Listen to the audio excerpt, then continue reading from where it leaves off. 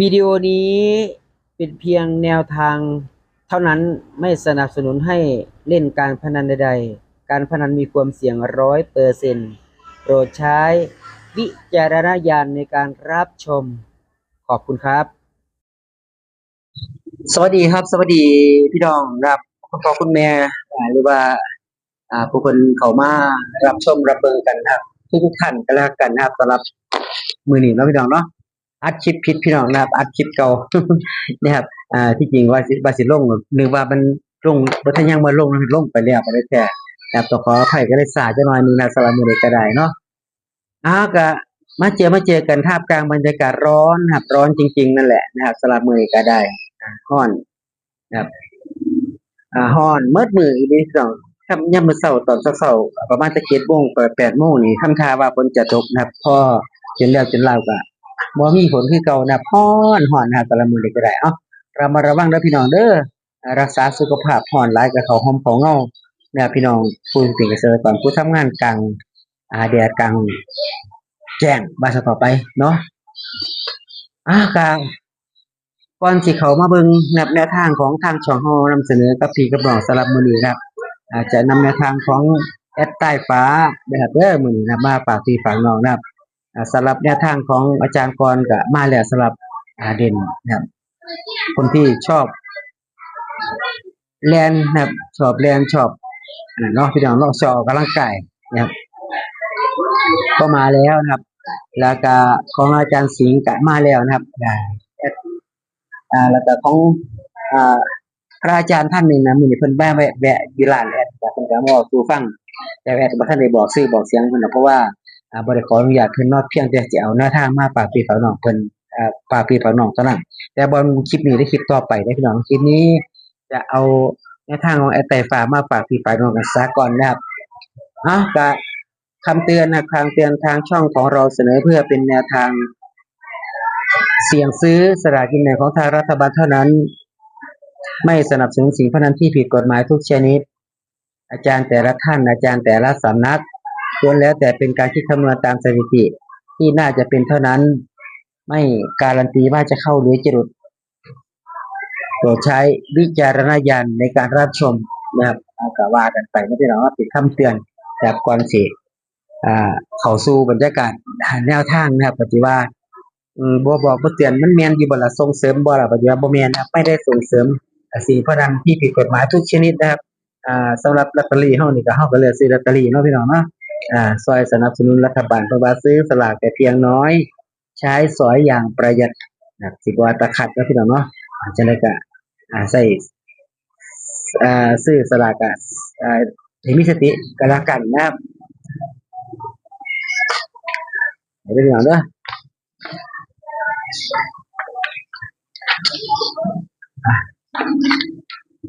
ขออนุญาตเขียนแป๊บนึงนะครับ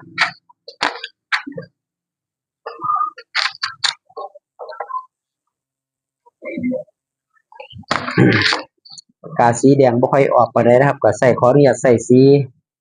น้ำเงินนะพี่น้องเนาะ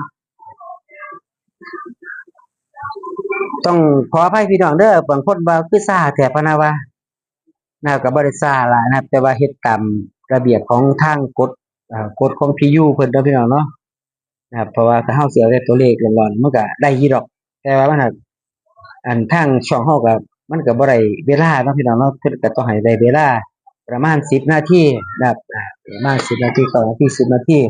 นะครับก็ต้องขออภัยพี่น้องเด้อห่างเที่ยคือซ่าแท้เพิ่นว่าเรียบร้อยแล้วต้องขออภัยเที่ยงนะพี่น้องหรือว่า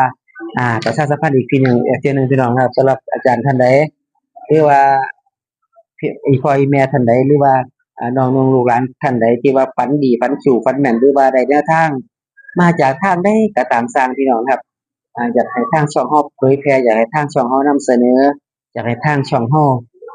นะครับกระจายพี่น้องเห็นกันหลายๆคนขึ้นนะครับก็ยินดีนะครับเด้อตามกดใส่คอมเมนต์มาก็ได้พี่น้องคอมเมนต์ใต้เขียนมาใต้คอมเมนต์ก็ได้พี่น้องหรือว่าจะโทรมาที่หมายเลข0872304982ก็ได้นะครับยินดีเป็นสื่อกลางยินดีเป็นสะพานบุญนะครับทางเจ้าหน้าที่นะครับก็อาจสิเป็นบุญสมพงษ์กันนะครับแบ่งปันความรวยอีหยังประมาณนี้นะครับ เรียบร้อยพี่น้องครับสำหรับวันที่2พฤษภาคม2568นะครับวันที่1เป็นวันแรงงานนะครับวันที่2ทางรัฐบาลคงจะประกาศครับพี่น้องเนาะนะครับให้มาที่แอดใต้ฟ้านะพี่น้องเนาะให้มาที่82838486แล้วก็89พี่น้องครับ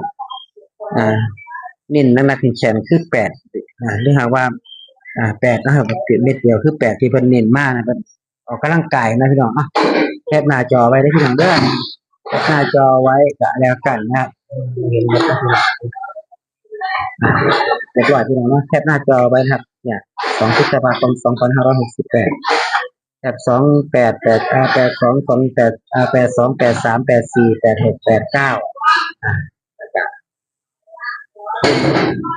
ออกกำลังกายก็คือ8นะพี่น้องเนาะจัด88ไปก็ได้ถ้าเป่าน่าจะเป็น88นี่นะนั่นว่า88นะพี่น้องว่านี่คือแนวทางของแอดใต้ฟ้านะครับปฏิบัติน้องกันพิจารณานะครับเด้อพิจารณาเอาสำหรับท่านที่เขามาใหม่ใจอย่าลืมนะครับได้กดติดตามนะครับกดติดตามกดกระดิ่งเพื่อเป็นการแจ้งเตือนแนะนำนะครับแต่ขอบคุณที่ทุกคนหลายๆนะครับขอบคุณทุกท่านขอบคุณที่ตามโอ้ยเสียงดังบุญบ้ายพี่น้องเองเสียงดังบุญบ้ายเฮ้ยเฮ้ย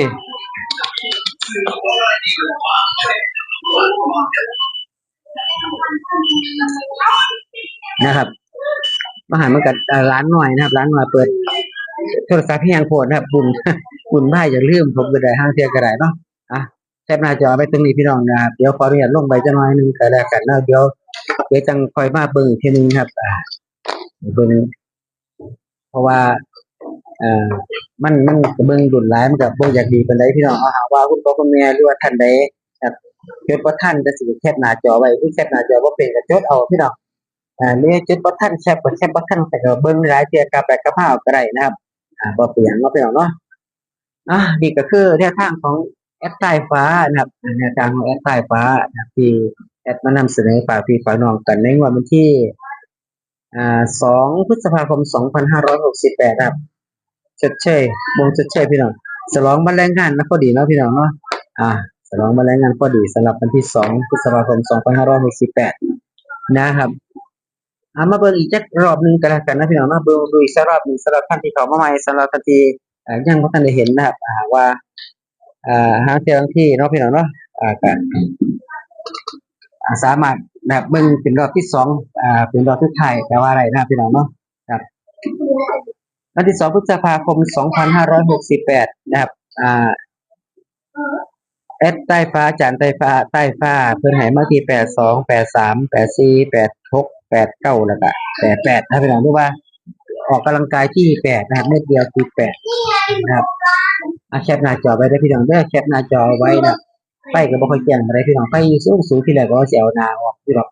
แต่ว่าเบิ่งแล้วมันก็สิบ่ไหวนะพี่น้องเนาะเพราะว่ามันบ่แจ้งนะครับมันก็ทำให้บ่ไปแต่เบิ่งบ่เจริญหูเจริญตาว่าสิได้ไปเนาะนะครับ2พฤษภาคม2568ได้พี่น้องเด้อแอดใต้ฟ้าไปได้มาที่82 83 84 86 89ครับออกกำลังกายที่8นะครับแอดใต้ฟ้านะครับขอบคุณหลายๆกันแล้วกันนะครับขอบคุณอาจารย์นะครับใต้ฟ้าที่เป็นแบ่งปันข้อมูลในทางช่องเฮาได้มานำเสนอกับพี่น้องนะครับขอบคุณ FC แฟนช่องที่ติดตามตั้งแต่ต้นจนจบนะพี่น้องเนาะสำหรับคลิปนี้ก็อวยพรให้ FC โชคมันๆเฮงๆด้วยเด้อครับเด้อนะครับจะเป็นแสนเงินล้านนะครับในงวดวันที่2พฤษภาคม2568นะครับลำด้วยกับสุขุสุขคนนะครับสำหรับคลิปนี้ก็ไปเพียงซ้ำนี้นะครับไปพบกันคลิปหน้าคลิปนี้ขออนุญาตส่งไว้ซ้ำสักวันพี่น้องกล่าวคำว่าสวัสดีครับ